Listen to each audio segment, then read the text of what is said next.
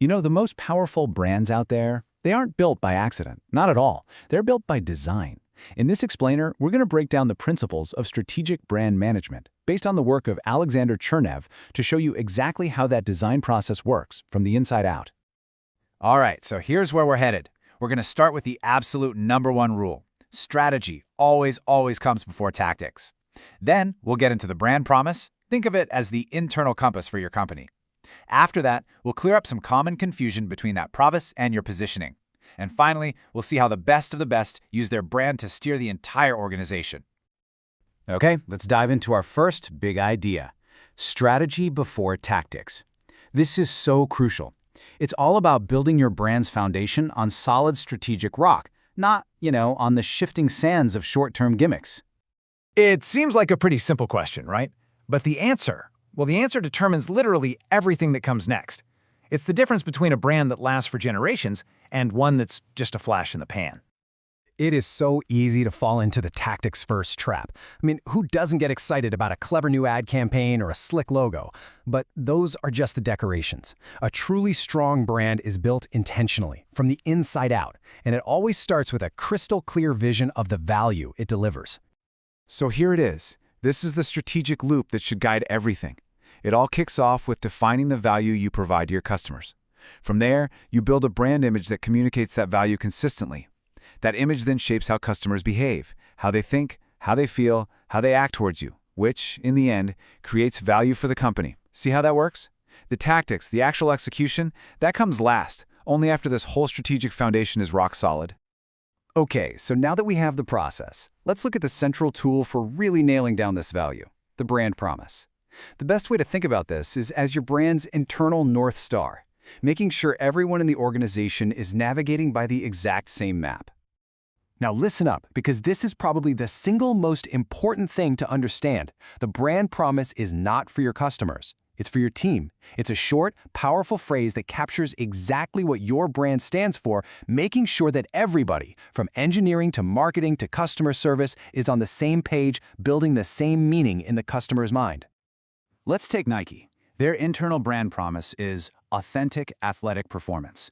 What's so brilliant about this is that it's not about being famous or even just winning. No, it's about the integrity of the performance itself. This simple phrase guides every single decision they make, from the materials in their shoes to the athletes they sponsor.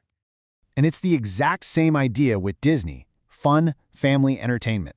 This promise is rooted directly in what they do best. It's incredibly simple, super clear, and it gives a direct mission to every single employee, whether they're an animator on the next blockbuster film or a cast member running a ride at a theme park.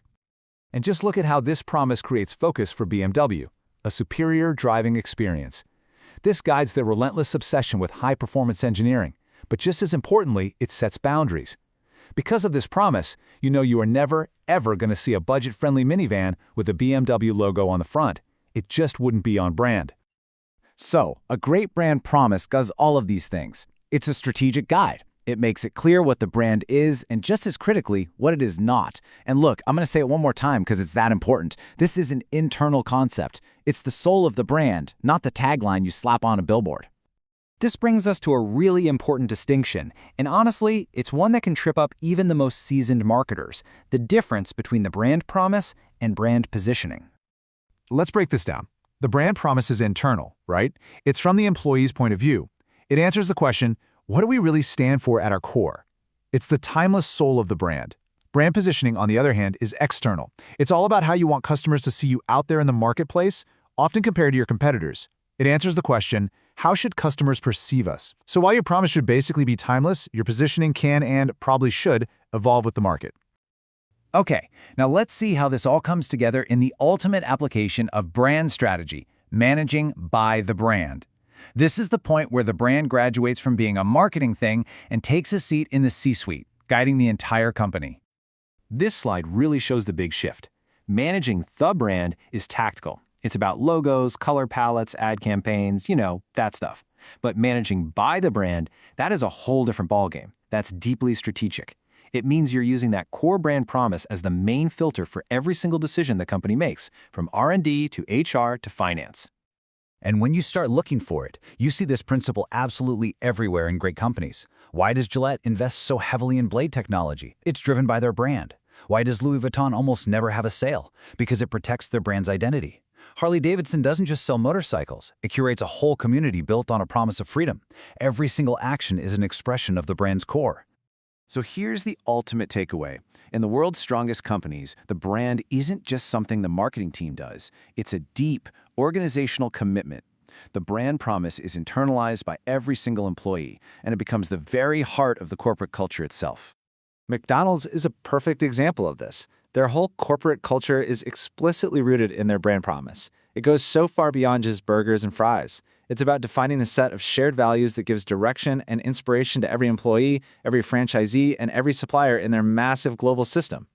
And so this is the question to leave you with. Is your company just managing its brand, or is it truly managing by its brand? Is your brand just a collection of logos and slogans, or is it the central organizing principle for your entire business? Answering that question honestly? Well, that's the first and most important step toward building a truly powerful, value-driven brand.